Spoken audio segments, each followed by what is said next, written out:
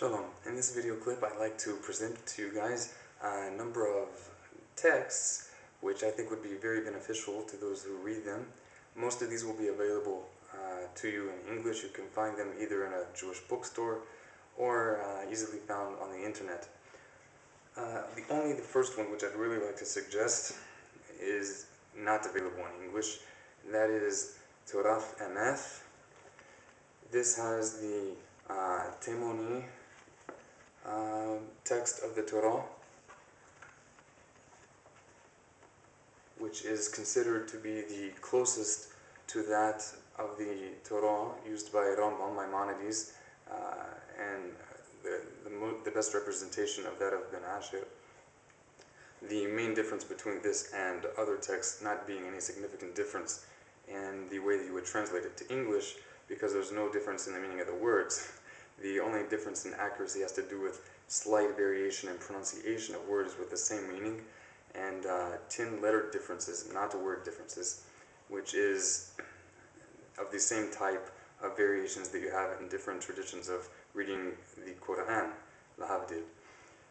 Only difference is 10 variations is less than the amount of recitation variations that you find in the Quran. Do not confuse this with evil Jewish corruption of the Hebrew text. Another interesting thing about this is that you can easily fulfill the requirement of Hazam, the sages of the Jewish Supreme Court of ancient Israel, that the Israelites weekly read the Hebrew text of that week's Torah portion, any week's section of reading of the Torah, twice in Hebrew, and then once in the Aramaic Targum Unculos. This is Unculos' flowing paraphrase, so to speak. It's more like a explanation tied into a translation. So you read the Hebrew twice and the Aramaic once. This is great for learning Hebrew, even if you only read a few verses or a few chapters a day or a week in the beginning of your learning Hebrew. One more special feature of Torath Emeth is that it comes with the Judeo-Arabic translation of the Torah by R Saadiah Gaon, the leader of the Jewish world in his time period. We will mention another major book of his later on in this clip. Next, a very important book to read, to get your hands on, is Mishne Torah. Mishne Torah was compiled by Rambam, Maimonides. It is the only full codification of Jewish law ever compiled in Jewish history until today, and will remain such for reasons of history regarding the Talmud. This is extremely beneficial and essential for becoming familiar with the entire body of Torah law and the will of the Almighty, and how to carry out His commandments in our everyday lives. In the Mishne Torah you will find a complete list of the 613 commandments with references to the verses upon which they're based.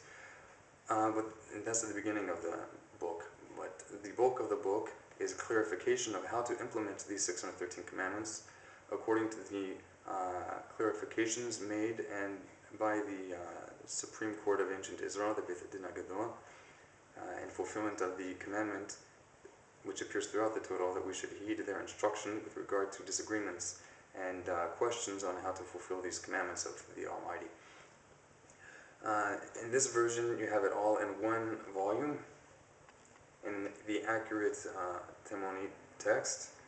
There are also accurate handwritten texts based upon a majority of texts throughout the Jewish world, but these are more or less the same as this, and the other types are even more difficult to get your hands on than this one. If you don't feel comfortable reading Hebrew or don't feel confident in it yet, you should still do your best to read a few halachot every day at least, even a couple of times a week if that's all you can do, just to get your tongue used to pronouncing these words, and over time it'll become more easy, and the more you read, the more you'll understand. Sometimes you'll even figure out the meaning of a word even without using a dictionary, if you read it enough. But in the meantime, work together with this. You can also find the Moznaim translation of the Mishne Torah. I will provide links on the side of the video in the more information section, or an annotation. I don't know where it's going to be. Anyway, devote a large portion of your study to reading Mishne Torah, practical halacha, at least 1/3 of your study. Another major text which you should get your hands on is Sefer HaMizvot, the Book of the Commandments by Rambam. In this, he goes through the 613 commandments, giving a fairly clear explanation of each of these without all the rabbinic clarifications. Just about a paragraph summary of what each commandment implies in one volume.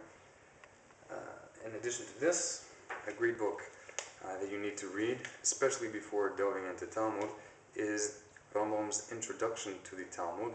You can find this available in English under the title Introduction to the Talmud. Actually, in Hebrew, it's Introduction to the Mishnah, but for some reason, I've chosen to translate it into English as Introduction to the Talmud. They explain why in the beginning of that translation. In this book, you will find fundamental principles on how to understand Talmudic law and many clarifications of the concept of the oral law, which are often misunderstood by the masses, even among Orthodox Jews. Another great book is Moznaim Pirqei Avoth. Well, you could get it in Hebrew also, but Moznaim makes it in English. Pirqei Avoth is a not a thick book, a couple of chapters on general teachings on everyday life and serving the Almighty, which were handed down through the generations and taught from different major sages of the ancient court of Israel. And in this publication by Moznaim, it comes with Rambam's commentary to this text. In addition to his writing Shemone Pereqim, that means the 8 chapters, and there he elaborates on character refinement and our worship of the Almighty. And at the end of this book, Moznaim also includes Pereq Hheleq, which is the full text of Rambam's 13 Principles of Faith, which goes into much more detail than the standard oversimplified versions you often find on the internet. Another great book you should read if you get the time, in my opinion, the following books I'm going to say are of much less necessity than those that I've said until now. This next book is Milhhamoth HaShem by Rambam's son, R Avraham. Milhhamoth HaShem means the wars of the Lord. In that book, Rambam's son goes through some common misconceptions about the singularity of the Creator, which were problematic in his time period among certain Jews. Regarding such questions such as, what does it mean that the whole earth is filled with His glory? Is the Almighty pantheistic, panentheistic?